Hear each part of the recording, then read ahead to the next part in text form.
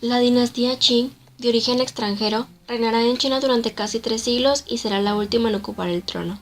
En esos años el imperio chino llegará a su máximo esplendor para luego transitar paulatinamente a un proceso de decadencia que finalmente desembocaría en la desintegración del sistema imperial. Algunos historiadores han atribuido el éxito de los manchús a su habilidad para adaptarse a la cultura china, adoptar la ideología confuciana, ganar la lealtad de sus súbditos chinos haciendo más hincapié en la conciliación que en la fuerza y volviéndose esencialmente chinos. Sin embargo, otros estudiosos no dejan de señalar el papel importante de la fuerza y de la intimidación hacia la población china, los privilegios de los que gozaban los manchús, la separación y la discriminación hacia los chinos, quienes no podían casarse con manchús, debían vestir de manera diferente y llevar una trenza en la parte de atrás de la cabeza. El éxito de los manchús se debió también a su habilidad de establecer lazos culturales con los pueblos no chinos de Asia Central y así instalar administraciones diferenciadas en las regiones no Han.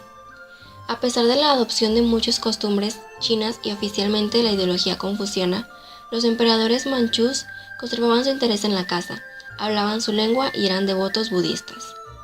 Los manchús establecieron en China la dinastía no Han más duradera y lograron reinar al menos durante 1 siglo y medio en un ambiente de paz, de prosperidad y de esplendor cultural sobre el imperio más grande de toda la historia de China.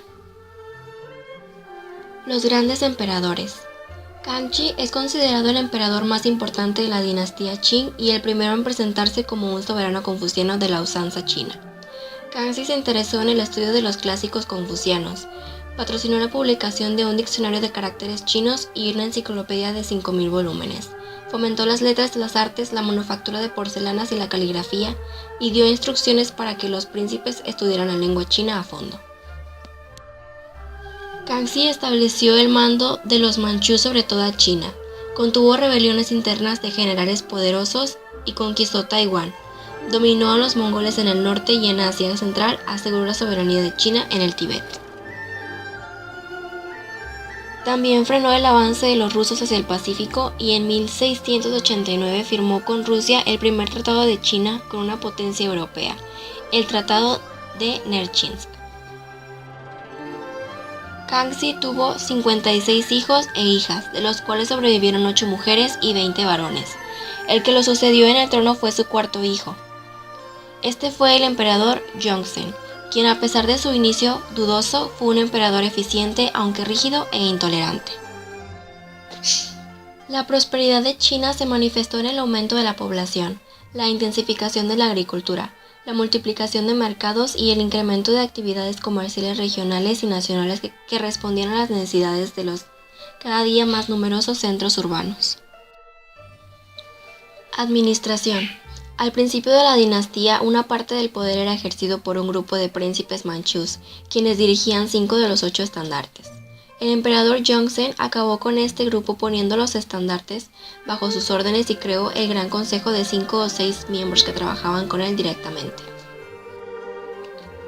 En lo que se refiere a la administración provincial, se distinguían 3 regiones: Manchuria, cuyas provincias estaban organizadas sobre una base militar; China propiamente dicha, dividida en 18 provincias encabezadas por un gobernador; y finalmente Tíbet, Mongolia y Xinjiang, administrados como posesiones coloniales que dependían del Lifayuan, especie de Ministerio de Relaciones Exteriores creado en 1638. La economía. El procesamiento de productos agrícolas, la manufactura de textiles, metales, papel, cerámica y otros constituían la mayoría de la producción industrial. La industria manufacturera se ubicaba en los centros urbanos, pero también había producción casera en zonas rurales. El comercio en Qing se realizaba a través de miles de mercados pequeños a los que acudían los campesinos para intercambiar sus productos y adquirían artículos necesarios como aceite, hilos, agujas y utensilios que vendían comerciantes que viajaban desde centros más grandes. Allí se realizaban actividades comerciales importantes como la venta de granos provenientes de las rentas de la tierra, transacciones bancarias, etc. El gobierno percibía impuestos de la tierra, la agricultura y el comercio. La sociedad. A finales del siglo XVIII, China contaba con una población de unos 300 millones de personas. El 90% de la población era rural y vivía en aldeas o pequeñas ciudades, y el resto residía en ciudades de 10.000 habitantes o más. Las aldeas eran caseríos rodeados de campos y en ellas se realizaban actividades conjuntas como la organización de milicias, el control de aguas y actos religiosos. Como siempre, los campesinos eran la clase más explotada, donde los arrendatarios tenían la carga de las rentas y otros servicios. Los pequeños propietarios pagaban impuestos demasiado elevados, además de que había trabajadores agrícolas sin tierra. Como en épocas anteriores, la familia en China era la unidad económica de base para la producción y distribución. Gracias al desarrollo de una clase urbana económicamente holgada, en algunos hogares las mujeres tuvieron oportunidad de recibir educación, escribiendo poemas y ensayos. Relaciones de China con el mundo. Las fronteras de China fueron plasmadas por las conquistas y la influencia de los emperadores. Los alcances de la cultura y las instituciones chinas rebasaron los límites y llegaron hasta Europa, en donde dejaron su huella sobre el pensamiento, el arte y la política. En 1689 firmaron con Rusia el Tratado de Nerchinsk, el primer tratado con un país occidental. En los siglos XVII y XVIII, las relaciones con Europa fueron más ricas y complejas. En el arte, todo lo que era o parecía chino estuvo de moda. La influencia de la jardinería, la arquitectura y decoración llegó a imitación mal concebida en Europa. Atraídos por esta fama, llegaron a las costas del este mercaderes portugueses, españoles, holandeses e ingleses, los cuales compraban té, porcelanas, sedas y medicinas. La cultura. Los clásicos del confucianismo aún construían la fuente principal de la ortodoxia y eran estudiados por todos aquellos que deseaban un puesto burocrático. Se estableció que el proceso histórico responde a una evaluación y transformación que obedece a causas naturales y no se debía mirar hacia la antigüedad como ejemplo para el futuro. En general, fue una época de gran actividad bibliográfica, donde muchos poseían importantes bibliotecas y coleccionaban libros, caligrafía y pintura.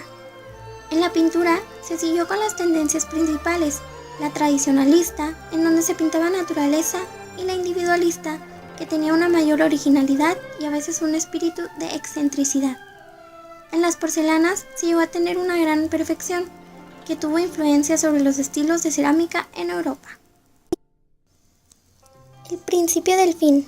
A finales del siglo XVIII, el imperio chino estaba en pleno auge.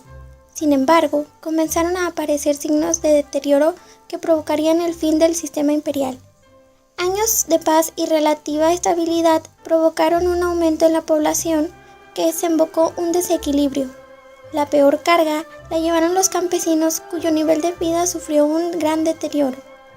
La mala situación en la que vivían los campesinos provocó rebeliones que paulatinamente llevaron a la fragmentación del territorio y cuya última consecuencia fue el caudillismo en el siglo pasado.